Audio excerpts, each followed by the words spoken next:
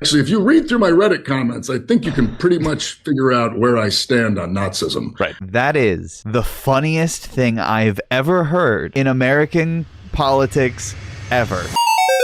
Hassan's Nazi tattoo? Yeah, we'll get to the Nazi tattoo. It's not his. It's Graham Platner's, the guy who was running for Senate in Maine. He came out with a cover-up. I guess that's what we'll talk about first. But he got it covered up literally yesterday, apparently. Or like the day before. Yeah, Hassan actually did it. He tattooed him.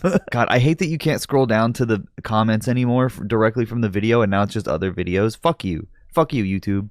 Your new UI sucks. Where are all the UI designers? What happened to us? So Pod Save America had on Graham Platner, who's running for the Maine Democratic Senate primary. But it was revealed in this interview. Is it this one? They showed this video of him like drunkenly dancing. In the video, he has a very visible Nazi tattoo, a Nazi emblem, like SS emblem called the, what is it, Totenkopf. It's the third most popular Nazi symbol, Totenkopf. He had a Kino der Toten on on his little titty. Too much male nipple in the news, I'm gonna be honest. Does it say "Pooh Save America"? So I'm skipping all this shit just to get directly to the issue at hand. Because who gives a shit about this fucking loser? I hated this motherfucker, and I hated how many people were dick riding him. It's undeniable now, even though it's been undeniable because he was a mercenary for Blackwater. Hello? He just also has the third most popular Nazi symbol on his breast. So yeah, he's running for Senate on this pro-working class ticket as a former, I think he was a Marine who served in Afghanistan or Iraq. Evil, dark monster man, like, is trying to leverage that to be like, I'm real pro working class. And he got exposed for having a Nazi tattoo. Big fucking surprise. Yeah, you could say that, you know, Israel gets too much money and billionaires are bad. But that's not enough. And if you're thinking critically, you should agree with that. Like, your background matters. How you approach that background matters. Obviously, like, people's votes and quotes and, you know, life experience is going to be part of a political campaign. But the Oppo research world gets pretty fucking disgusting at points. Oh, yeah. The Oppo research world gets disgusting when they find out about your Nazi tattoos. And I think you're kind of hinting at that. Speaking of which, in kind of a non-traditional campaign move, is this really how he brings it up? Team actually shared some opposition research on you with me. It's a video from, I believe, a decade ago. I have the cover up. Well, let's show the original tattoo, and then I'll show you the stupid cover up. Let's just watch an excerpt, and then we should talk about it. Oh, this is so embarrassing. And there it is, by the way. It's like right on his chest.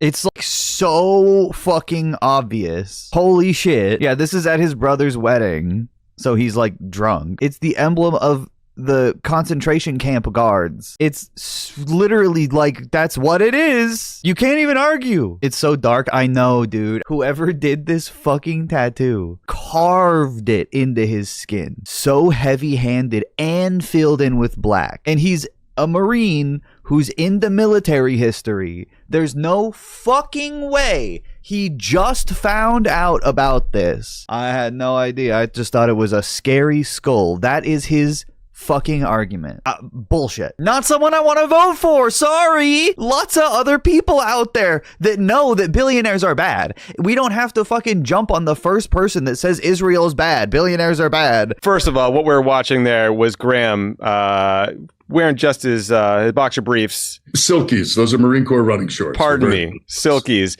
First of all, great song choice. First of all, I have a couple of things I want to say first. I'm sorry. Before that, I love Miley. Stan Miley. Tell us what's happening there, where you are. There's probably some listeners who are very confused. And the reason we are showing this video is because at the very end, you can see a tattoo on your chest. I've been told that some of your political opponents are telling reporters that tattoo has a Nazi affiliation. And I would like to know, is that accurate? Are you a secret Nazi? Shut the fuck up, dude.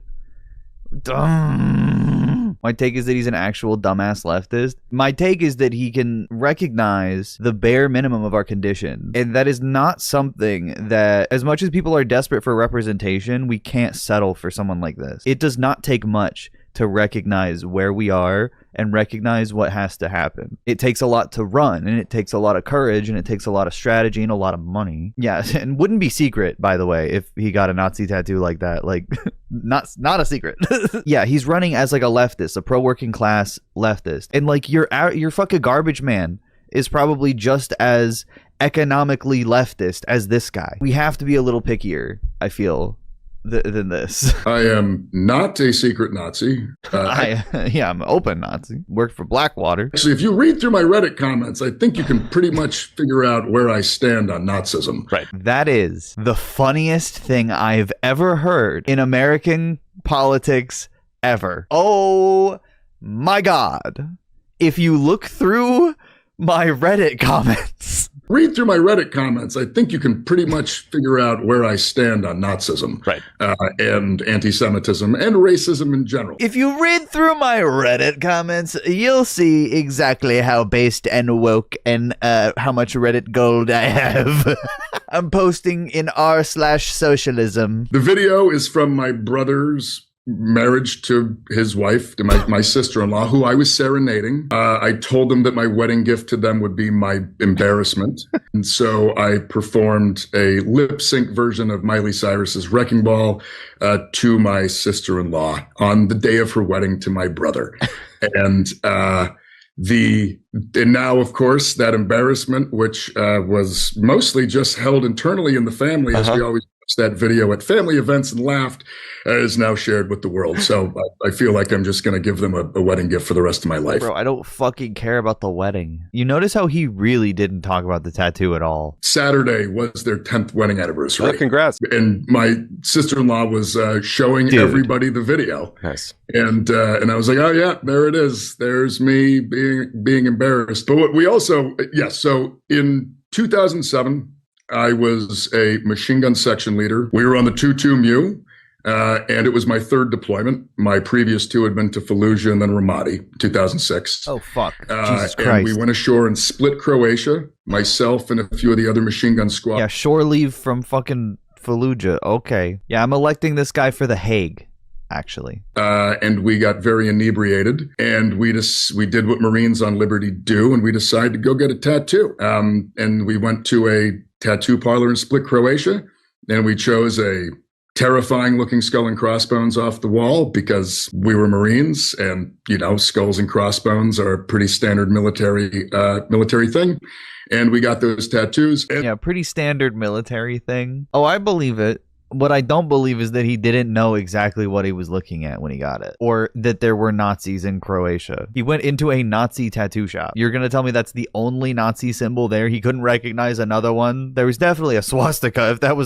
If the Flash had the fucking Death's Head symbol, what the fuck else was on the wall, man? I think you overestimate the intelligence of a Marine. At least in the next day when he's not drunk anymore, you can look at it and be like, oh, fuck. Like, I don't know how you go 20 years, almost 18 years, without understanding that he had a Nazi tattoo. It's either indicative of his character that he would get it and be okay with it, or it's indicative of his intelligence that he wouldn't even like research or like recognize the, like, damned if he didn't, damned if he didn't. How's that? And I actually joined the Army after that, where I got, I had to go to MEPS. I got screened. Later on, I got a security clearance and a full screen when I went to work for the State Department as a contractor doing security for the ambassador to Afghanistan in 2018. And I've also just lived my entire life like a regular person with the skull and crossbones on their chest. Like the fact that he is saying like, yeah, you can get into the military with a Nazi tattoo. You can get a security clearance with an open Nazi tattoo is fucking insane. Really bad, actually, that he was allowed to do that. He was in the military, at least. Somebody else knew what it was and nobody said anything, like assuming he didn't know. No, that's the thing where it's like everyone else in the military, no, they knew. Like, there's no way, even if he's too stupid to understand it, somebody else knew and chose not to say something. Which by that I mean taking my shirt off, performing Miley Cyrus songs in front of my extended family, and to my sister-in-law, and just taking my shirt off at the beach. Right, presumably going to the beach, yeah. I mean, I went to college. I went to the gym. I did all the things. And at no point in this entire experience of my life did anybody ever once say, hey, you're a Nazi. Yeah, because you're a huge mercenary. And if anything, most people would see it who recognized it and be like, oh, fuck, I gotta go. I'm in a Nazi thing. I'm at a Nazi gym. I'm at a Nazi bar or whatever. In person, no shit. Nobody said anything to you. That would be terrifying. In a situation where he's comfortable enough to have his shirt off, big ass military dude, I would just leave. In the opposition research, somebody was shopping the idea that I was a secret Nazi with a hidden Nazi tattoo. And I can honestly say that if I was trying to hide it, I've not been doing a very good job for the past 18 years. Yeah. So you're a self-described communist, but also a Nazi. This is food for the right, by the way. Like, you want to talk about optics and electability. This is fucking food for the people that say Nazis and socialists are the same thing. Like, you know, Donald Trump, for one. the fact that I've managed to go from communist to Nazi in the space of 4 days, according to the people who are... First of all, in American politics, those are not mutually exclusive, even if they logically and historically are. We live in reality right now, please. trying to, whatever, do this to me, I find to be quite a spectacular turn of events. But, you know. Well, like my... This dismissal of it is crazy, by the way. And if he, like, so embarrassing for this fucking moron to let completely get away. You've got range. Okay, so, like... He's talking about Miley Cyrus, dude. Like, what the fuck? Do you think a Nazi would come out and be like, you know what? You caught me. I'm actually a Nazi this whole time. No! They would be like, that's not racist. That's just a scary skull I got in Croatia with my friends while on shore leave from Fallujah before I became a mercenary. Oh my god, dude. Like, do you have eyes? Do you have ears? I'm not a Nazi, what this guy was doing most of his adult life. Literally! I love killing people. And now he's like, well, I want to run for Senate because I don't like billionaires. Lots of people don't like billionaires. Lots of people don't want to give Israel billions of dollars to do genocide. Like, we don't need to cling on to one guy just because he's fucking Aryan looking or something and we think it's marketable. This is stupid as fuck. You should be dropping this guy fast as fuck and people are holding on for dear life. It's really weird. To this, you're just you're a normal guy. You want to make the country a better place.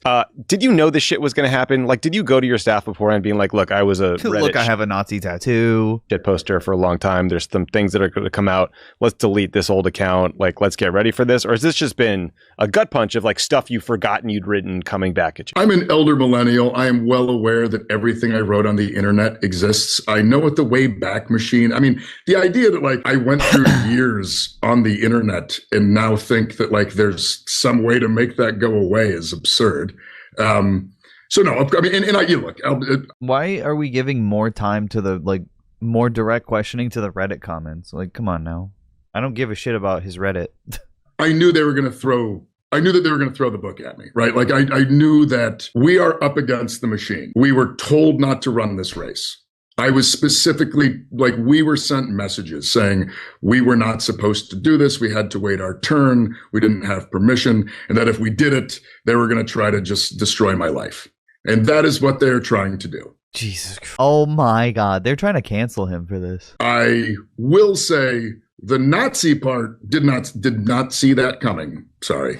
That one's. Didn't Elon Musk make this same exact joke after doing a Hitler salute? I'm pretty sure he literally made this same joke after he did the Hitler salute in January. Not helping. Everything he does in response to this is the worst thing you could do or say. Early on, like, look, I posted on Reddit for years. I'm sure I said some dumb stuff. It was also a dark time in my life. I also used to like get drunk and post on Reddit because that was fun when I was angry and alone. And pretty sure that accounts for most of my bad behavior. Again, not trying. This guy's always drunk and making bad decisions. Why doesn't he be my senator? I gotta vote for him. Holy shit. Seems like a guy I can have a beer with and make some really irresponsible decisions. Fuck, man. You gotta vote for him because he wants to not liquidate every homeless person. Oh shit. Thank God. This is literally what Democrats do. It's just a step up in terms of being more like in touch with, you know, what we need right now. You gotta vote for me because everyone else wants to kill you. Asshole. To make excuses. It was me. I did it. And the things that I said that I do, I mean, there are things that I said, there are words that I use that I'm utterly horrified by.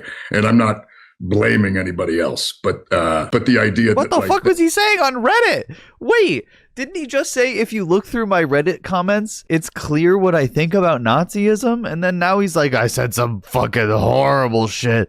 It was such a dark time in my life, and I was drunk. So apparently, if you look at his Reddit comments, it's clear that he likes Nazism, I guess. That a person cannot like evolve and grow from years ago. How you address the past is indicative of your growth. Is, I think, pretty laughable to the average human being, especially at this day and age. Everybody's posted something stupid on the internet. But. Yeah. Look, for what it's worth, I also appreciate that you wanted to come on here and talk about this stuff and just have a everyone is 12. Uncomfortable conversation, because how else are you going to move through this?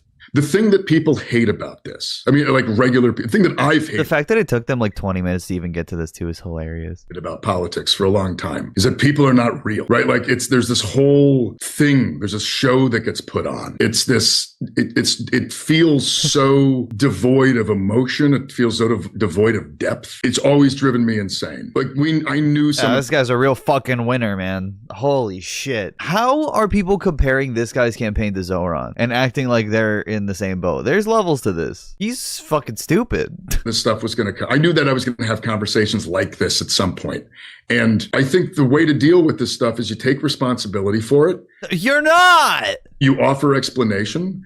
You're giving excuses. You also show how it isn't you anymore at all. And I think, frankly, I mean, I'm very proud of the person I am today. I'm very proud of my politics. I can tell. I'm very proud of the work I've done in my community for years. I'm very proud of like the relationships I've built. So that means he probably has nothing else to learn. Out of my marriage. Like I'm proud of all of these things. And I don't get any of this without having gone through all of that. I don't think that we need to come up with bigger structural solutions to our problems without getting disillusioned. Mm-hmm. I needed to get disillusioned before I thought that maybe the thing that we have now is not the answer. And then I needed to get really disillusioned. And then I had to rebuild some faith. I had to rebuild hope in my community, which came from actual like work and therapy. I mean, if there's one thing I can say, I went to therapy for years. I still go to therapy. Super helpful. It's great. More people should do it. Makes you better.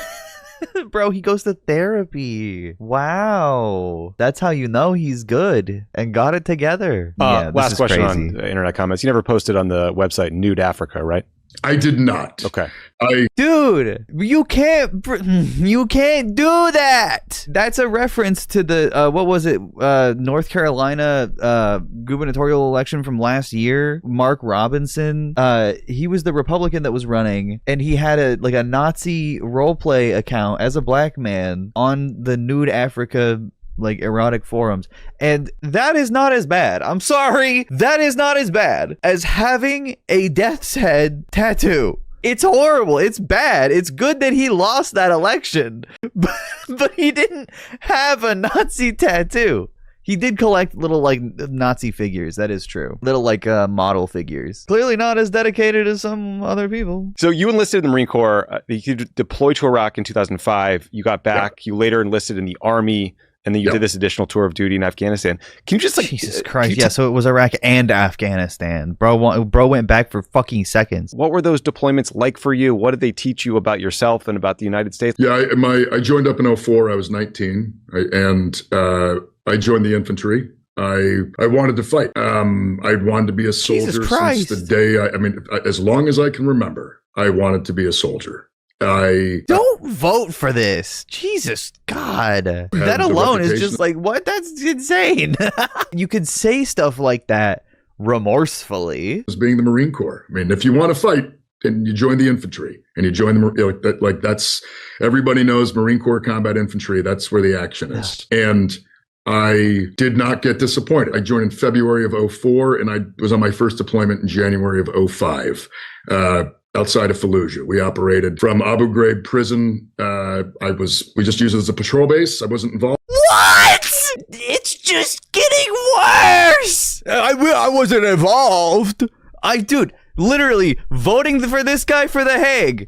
Look, please, Hague elections. Just we send one guy a year. I think that would make a lot happen in America. Yes, he said Abu Ghraib, but he was just like, just a patrol base. We just use it as a patrol base. 5. Outside of Fallujah, we operated from Abu Ghraib prison. We just used it as a patrol base. I wasn't involved. This was after. The prison was empty. Huh? Yeah, this was after? After what? After the pictures were taken? After the story broke? Prison area. Still clearly had occupied it. At Nasr wa Salam, Al-Karma, pretty much the area to the east of Fallujah proper. This is supposed to be like an anti-Zionist guy too, by the way. Like, holy shit. We were there for 7 to 8 months. Came back, was home for 5 months, and we redeployed to Ramadi in, I believe it was February of 2006, February or March. And then I spent 8 months in Ramadi, and that was the most intense of my deployments, hands down. Ramadi 2006 was wildly violent, notoriously horrifying time there, right? Yeah, and I was a Kilo company that. Yeah, I'm sure he only did good stuff. He was not part of the horrifying aspect. Totally.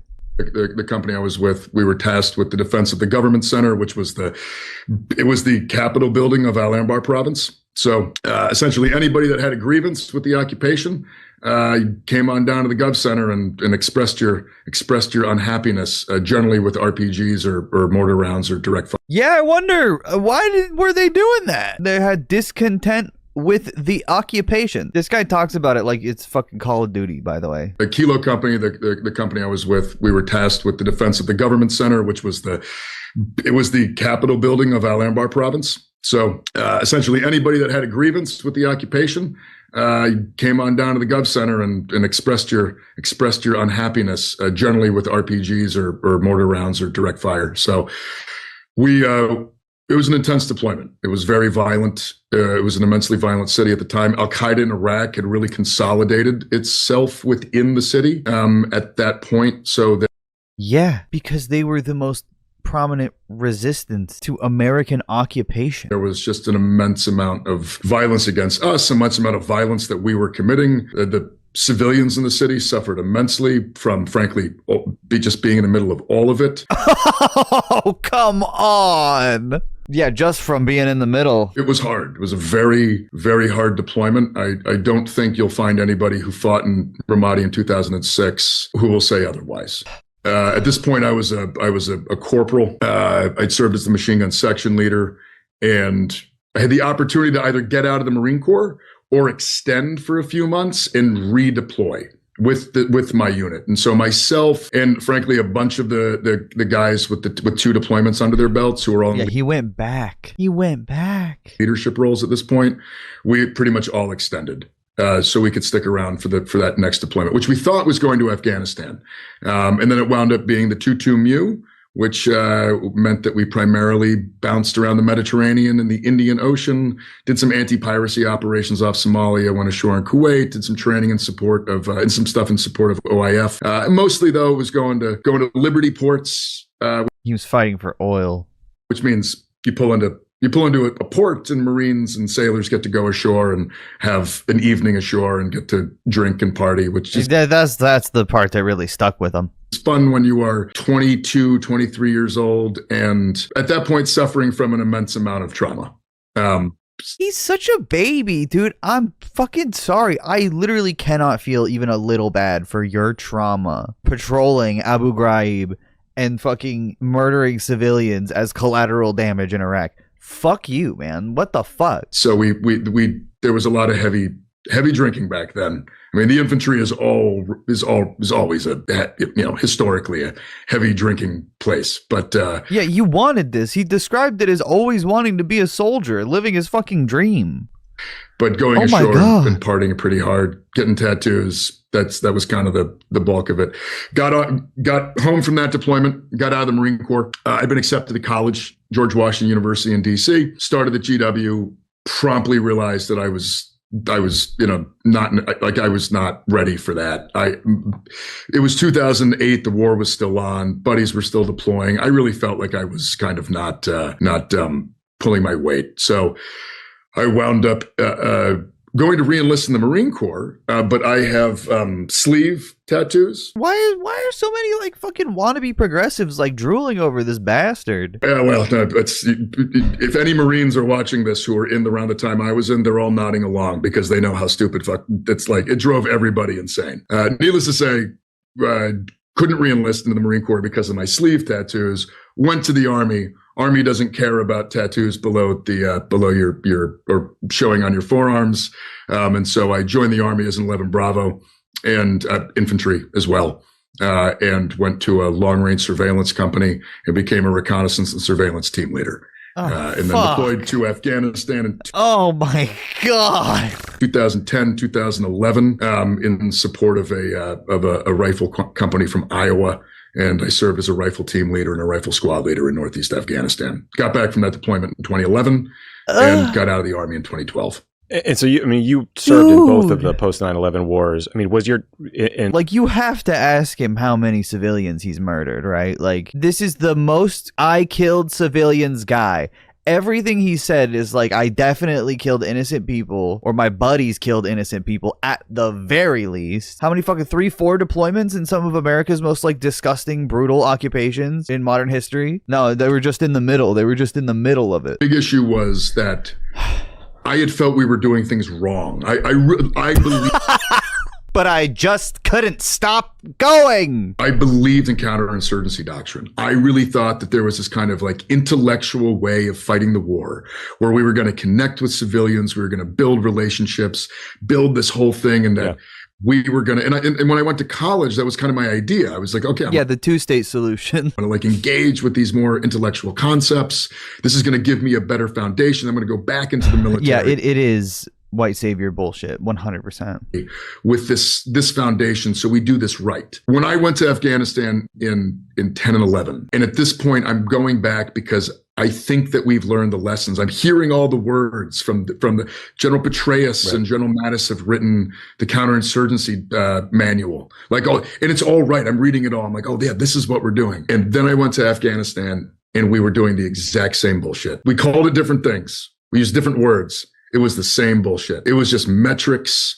It was like, how much money did we spend? How many people did we kill? How many buildings did we build, even if they're now empty and nobody's using them? It was like nobody ever asked, like, how much better off are the Afghans in this part of Afghanistan than when you got here? Mm-hmm. Nobody was ever interested in that question. You said you joined to fight, and you always wanted to be a fighter. Since when does that mean, like, helping people? It was just all these metrics, and I was just, I left in 2011. My mom could attest. I got home from that deployment, and I was like, we need to leave this place yesterday. Like, we are going to lose this war. This was in 2011. Yeah.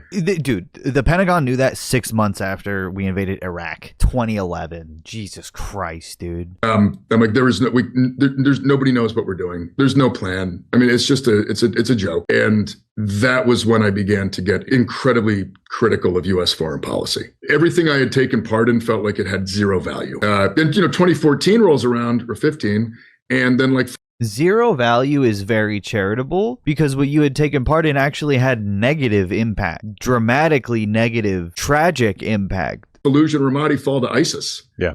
And I was like, because of what you were doing. You guys kept killing people who were just caught in the middle of your occupation. Yeah. I'm just like, what was the point of any of this? This was like the most, like, and I took part in this. Some of these deployments were just. He acts like ISIS would have just formed on its own, like it was a force of nature. I watched friends die.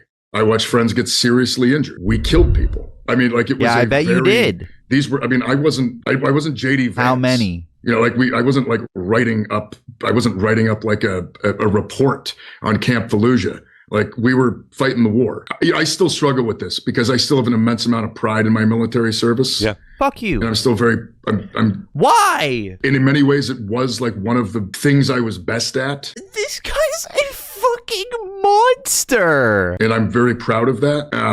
At the same time, I don't know what happened in Ramadi in 2006 that made life better for the people of Sullivan, Maine. Mm-hmm. And I don't think anybody's ever going to be able to convince. What about the people of the place you were occupying? occupying in Iraq. Yeah, Sullivan, Maine is what he's really fucking concerned about. Why didn't you join the fucking Maine National Guard, you stupid hog? Join the fucking Coast Guard. I don't know. You wanted to kill people. Worked on these conflicts, struggled with. And look, I think there's an argument the war in Afghanistan should have ended after Osama bin Laden was killed, right? There's all these windows.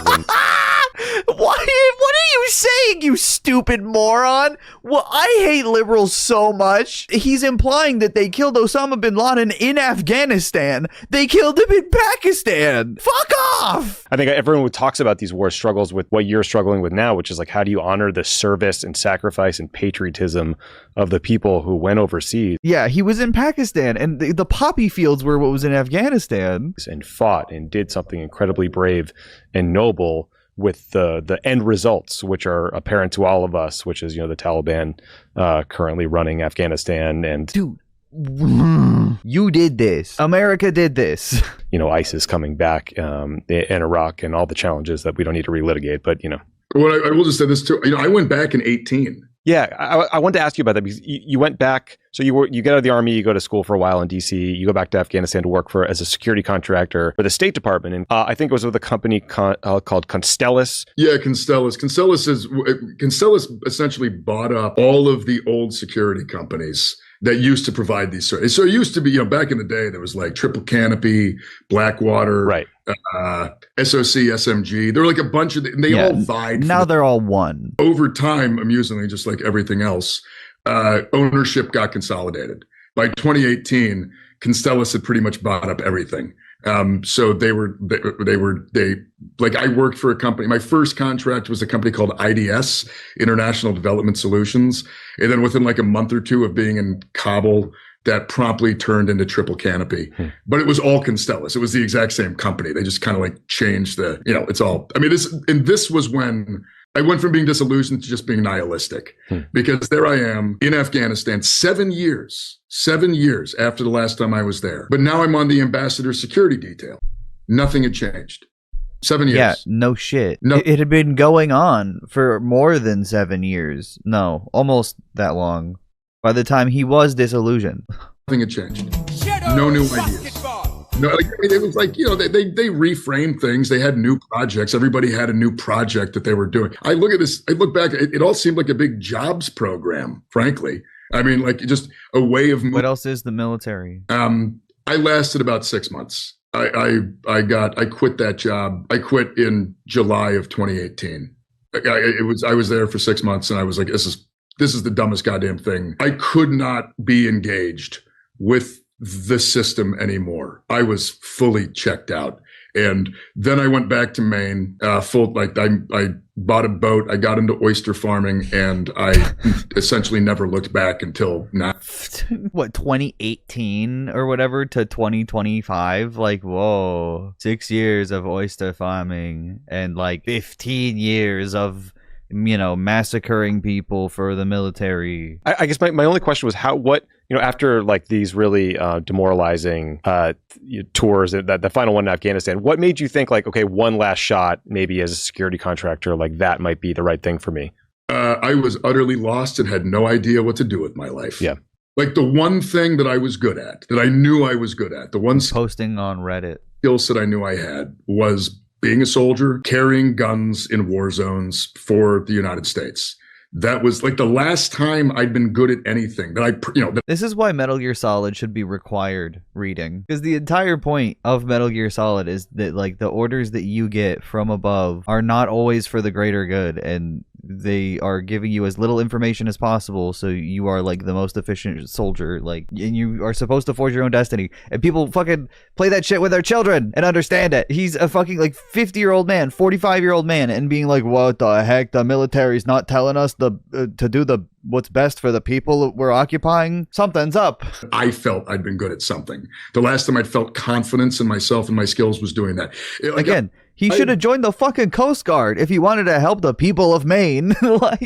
Go save some fishermen from drowning in the freezing waters. I spent the intervening years going to college and being having a lot of untreated PTSD, having a lot of, and the struggles that coincide with that. I was lost, and I went looking. I went looking for answers in the one place. Self-admitting, never been good at literally anything, and people want him as a senator. That's so nuts to me. Yeah, that's true. He's like, I was only ever good at carrying a gun. Please vote for me for Senate. It was like, oh well, that's just clearly not going to do it. Right.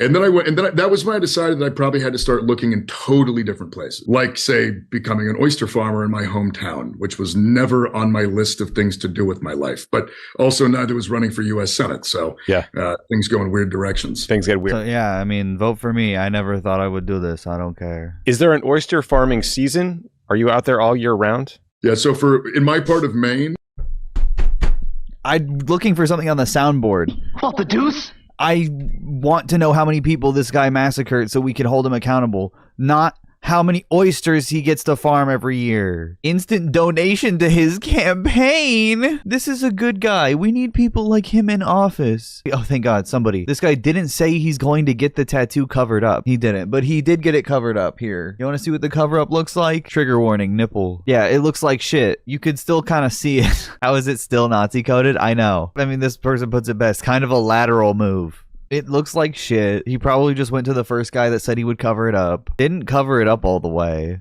There's a gap here for some reason. There's just a hole. And you could also see it kind of peeking out from the edges. It's not a perfect circle anyway, so you might as well have just kind of... just kind of... $7 tattoo. He finally got it covered up. We did it. We did it, Reddit. I thought he would just get it lasered. Yeah, what should you cover that up with? I was saying to Lex he should have got the Pride Progress flag just like bold as fuck over it. Huge, actually, chest piece. I don't know how else he would cover that shit up. It's such a bad tattoo. But that's the Graham Platner story. I wanted to cover it because it's just so bizarre how many people are really dedicated to defending this. And I'm going to be honest, I don't agree with it. I don't agree with it. I don't agree with infantilizing him and babying him as if he wouldn't be aware at any point after getting the tattoo of the connection.